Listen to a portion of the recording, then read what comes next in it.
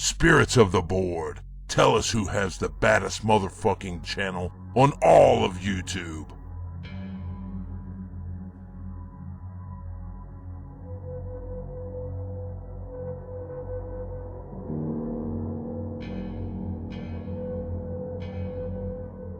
I'm back, and this time I come to talk about the Iron Maiden years, the very early years with the man. This is the first Maiden album.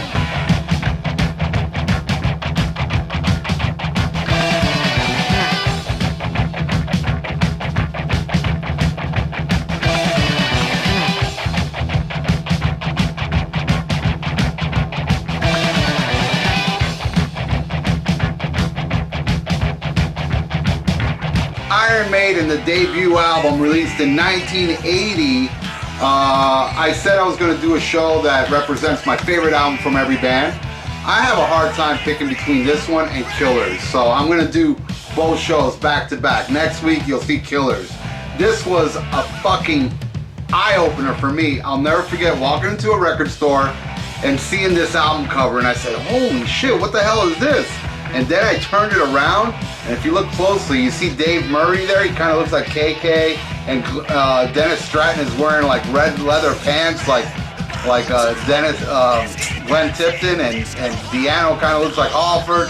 I was like, man, this shit is metal. It's like fucking Priest, man. I got to take this home and listen to it. And I really got to blaze through because I got a lot of songs to talk about. Here's track one.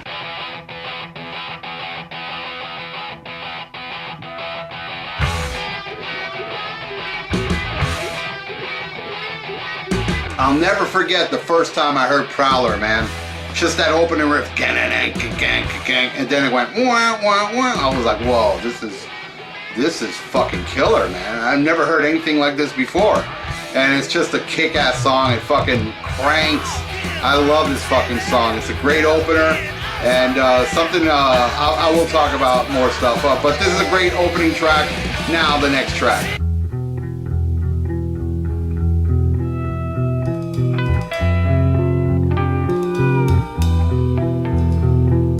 Remember Tomorrow starts off really mellow and great vocals from Paul Di'Anno, and then when the band kicks in, it kicks in, man. Dan, dan, dan, dan, dan, dan. I'm blazing through this episode because I know 15 minutes ain't enough to talk about all these songs, but Remember Tomorrow and Prowler, so far 2 tracks I've never seen them play live.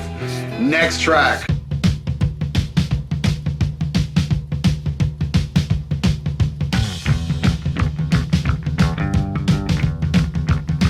Running Free. This song was, the lyrics are from Paul Di'Anno. He said it's like autobiographical about him, except he's never been to an LA jail. I really, really love the middle section. I love the sound, and Steve Harris went on to say that he hates the sound of this album. He loves the songs, but he hates the sound. He thinks the producer fucked it all up. And, you know, it does sound a little primitive compared to the Martin Birch stuff they did afterwards. But I kind of like the vibe of this album, man. It's not the greatest produced album, but the songs make up for it, man. So Running Free is a fucking classic, and I have seen them play it with Bruce. I've never seen Di'Anno with Iron Maiden, but I did see him solo just 2 years ago, and the motherfucker was incredible. Came out with a limp. He was all fucked up, but his voice, top notch, man. And I didn't see him play this one. Oh yeah, I think he did play Remember Tomorrow. Oh, he played Prowler too that night. That is true. I saw Di'Anno sing Prowler. Wow, and I said I've never seen him play this. At least I saw Di'Anno play it. Next track.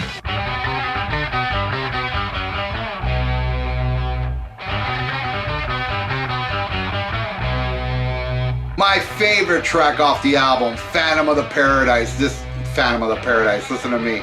Phantom of the Paradise is a great movie you should look into.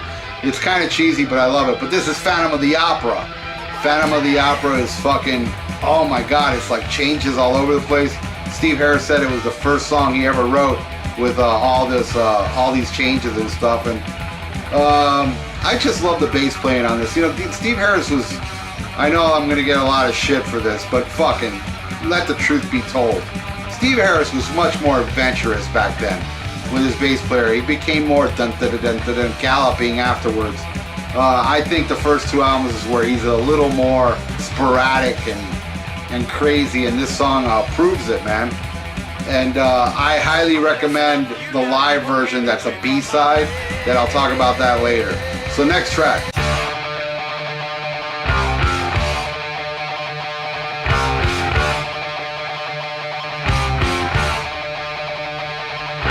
Transylvania. This is a fucking blistering instrumental. My favorite Maiden instrumental. They went on to do a few more after this, but this one is my favorite. It fucking rules. I love Transylvania. What can I say? It's like the whole band is on fire. I can't think of a better song to follow up Phantom of the Opera. It's just blistering. Next track.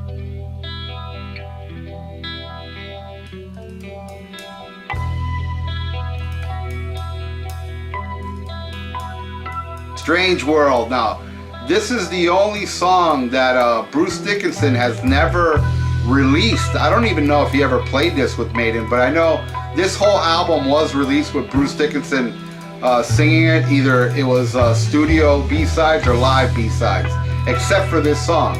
And I love this song. This is a great song.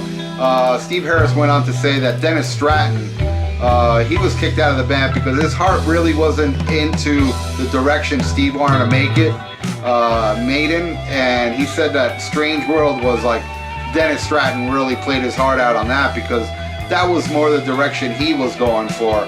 So, you know, he wasn't really into the heavier stuff, he was more into this stuff. I think it's a great, like, mellow song, you know, but whatever. It's my least favorite off the album, but that's not saying anything bad because the whole album rules, including Strange World. Next.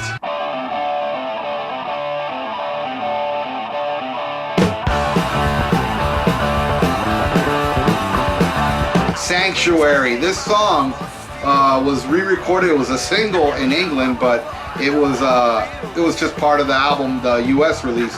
They put it on here. Later on, they re-released this, I don't know, many years later, and all around the world they added Sanctuary to this album. Sanctuary is a smoking track. Again, I did see them play this live with Bruce. I also saw them do Phantom of the Opera with Bruce. I love Sanctuary. It's a cranking tune and it fucking rules, man. Next track.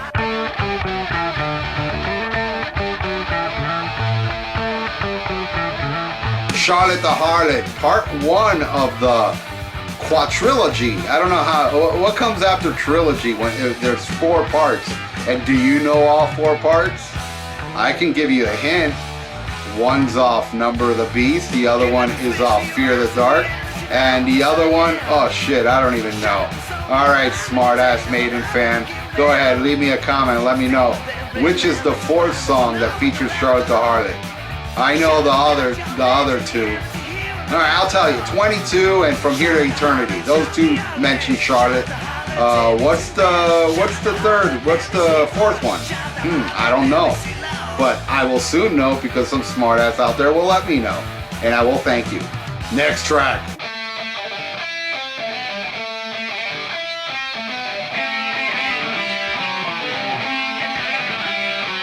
The title track of the album, the title track of the band, Iron Maiden. I believe that Iron Maiden has never, ever not played this song live. I think, you know, Maiden had, in recent years, they tend to, like, play full new albums, and, you know, they do a tour where they do nothing but new shit, and then they come back with another tour with kind of nostalgic shit, which I prefer. But, even when they play the new shit, they end the show with Iron Maiden. I think they played this song more than any other song, and it's a great fucking song. I prefer all Di'Anno versions. Nothing against Bruce Dickinson, but Iron Maiden, which was much more of a pissed off band back then. With Bruce, they became more epic, artsy. With Paul, they were more fucking gritty, dirty, pissed off, and hungry. So that concludes the first Iron Maiden album, but there's a lot of B-sides, and before I get into the B-sides, I want to show you this. Check it out, man. I own this Soundhouse tape, so look, I had Paul Di'Anno sign it. This contains the song Iron Maiden, Invasion, which they re-recorded for a B-side I'm about to talk, and Prowler. I found this in a little record store in the, I think it was in the 90s actually, even later, and I was like, oh shit, pretty awesome, huh? I want to talk about the B-sides, and I believe Iron Maiden released the first B-side, the first single, before the album came out, and that single was this right here, Running Free, the Running Free single, and this is part of the vinyl first 10 years, which I own all the vinyl. I have the box and everything. Maybe in a future episode, next episode, I'll show you the box. And you can see Eddie here in the dark. It's like, then they show him, and also this scribble here, that's Paul Di'Anno. I had him sign this too. And also, it has the single for Sanctuary, where it was controversial because you see there, Margaret Thatcher is getting killed by Eddie. And I want to show you inside, you know, this is really cool, but this has to be the coolest fucking Maiden picture ever. I remember seeing this a long time ago. Look at that. It's like a fucking guy all fucking mangled, and they're standing in front of him. I just love that picture. It's my favorite Iron Maiden picture. The first B-side is Burning Ambition.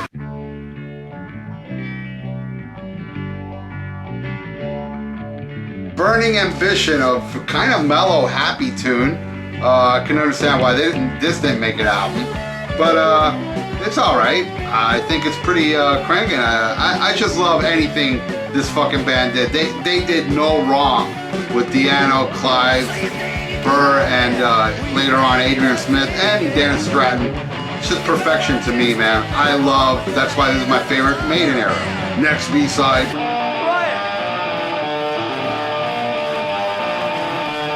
Live version of Drifter, which turned out to be on the next Maiden album, Killers. Great fucking song. I love it. I'll talk about Drifter next episode.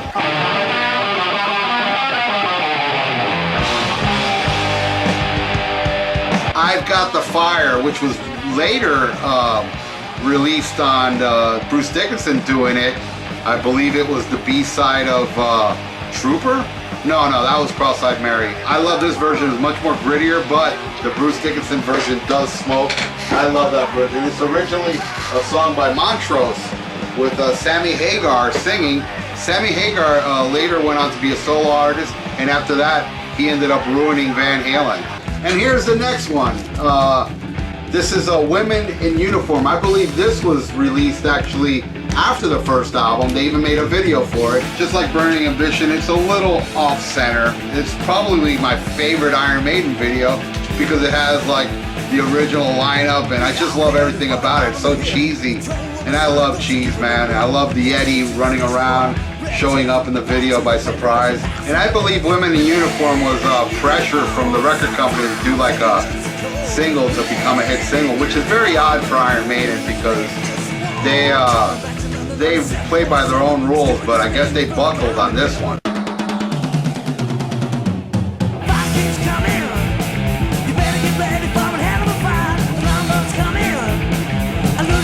Invasion, I spoke about this earlier, originally from the Soundhouse tapes. This song is like the best B-side, in my opinion, of all the Di'Anno era stuff.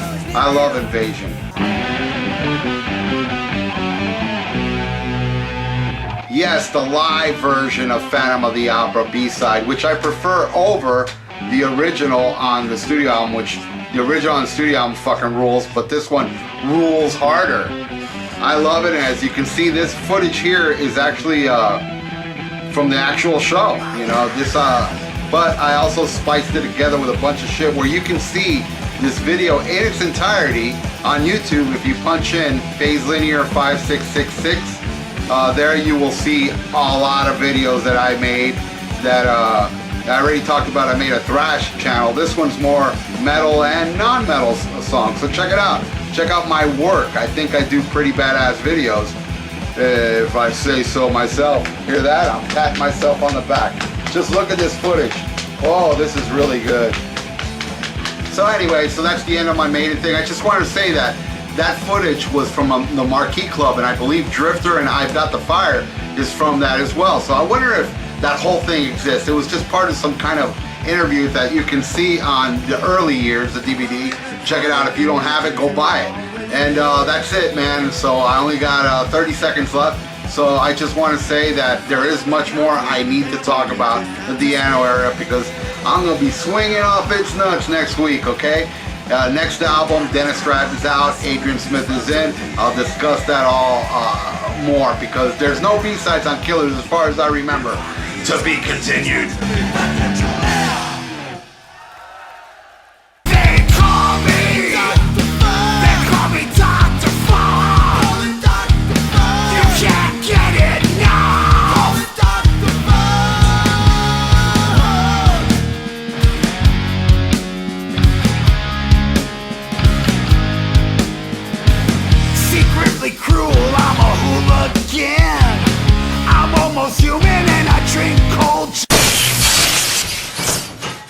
This video was brought to you by Miami Metal Merchant.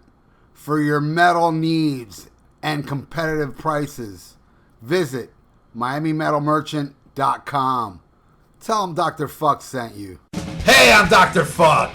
And I'm the Ayatollah of Alcohola. And we are from the Rock and Metal Combat Podcast.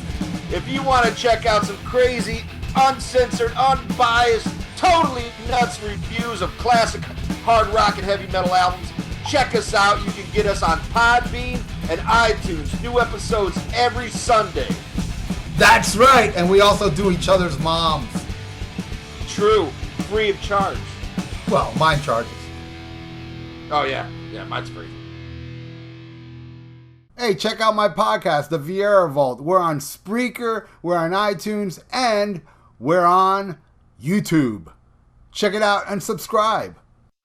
Hey, headbangers, you want your own radio show? Well, you got it. On Thursday nights here on that metal station, join me on the Dr. Fuck Show. Go in the chat room and I will make you my co-host. That's right. Everybody that joins me in the chat room, I discuss whatever you guys want to talk about. I'll mention your name, I'll say what you say, and we're going to go back and forth. And I'll even fucking play whatever request you want.